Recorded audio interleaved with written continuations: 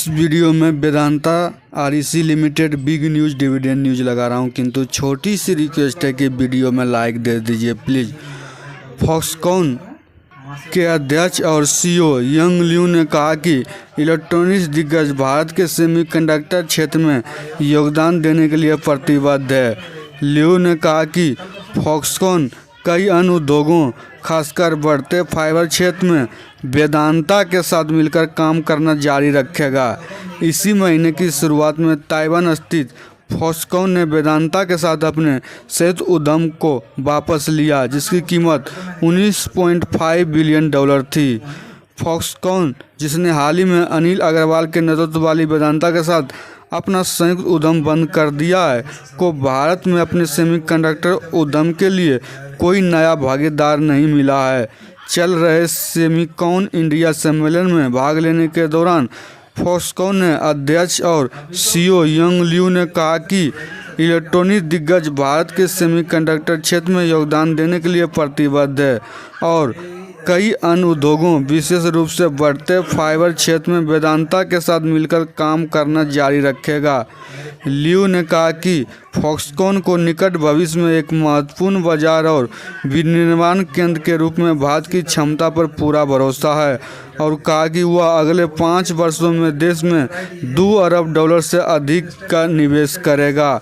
वेदांता पर लियू ने कहा कि हालांकि संयुक्त उद्यम सफल नहीं हुआ, फॉक्सकॉन कंपनी के साथ करीबी कामकाजी संबंध बनाए रखने के लिए प्रतिबद्ध है।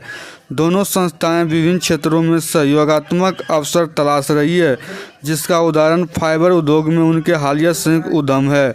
इस महीने की शुरुआत में आईफोन निर्माता फॉक्सकॉन ने वेदांता के साथ अपने संयुक्त उद्यम को वापस लिया, जिसकी कीमत $19.5 बिलियन थी। वेदांता फॉक्सकॉन जेवी, जिसकी घोषणा पिछले सितंबर में की गई थी, भारत की उत्पादन लिक्विड प्रोत्साहन योजना के तहत महत्वपूर्ण सौदे में से एक थी। शुक्रवार को वेदांता के मालिक अनिल अग्रवाल ने कहा कि कंपनी को भारत में अपनी सेमीकंडक्टर इकाई के लिए एक विश्व स्तरीय प्रौद्योगिकी भागीदार मिल गया है और वह चीज़ों को अंतिम रूप देने की प्रक्रिया में है। लियू के साथ उसी कार्यक्रम में बोलते हुए अग्रवाल ने कहा कि वेदांता सेमीकंडक्टर और फैब के निर्माण के लिए पूरी तरह से प्रतिबद्ध है। अग्रवाल ने भी कहा कि उनकी कंपनी और फॉक्सकॉन सबसे अच्छे दोस्त बने हुए हैं, जिससे संकेत मिलता है कि इस महीने की शुरुआत में संयुक्त उद्यम को खत्म करने के बाद कोई कटुता नहीं है। उन्होंने विस्तार से बताया कि दृष्टिकोण में अंतर के कारण संयुक्त उद्यम काम नहीं कर सका। हम प्रौद्योगिकी के लिए एक साझेदार की तलाश में हैं।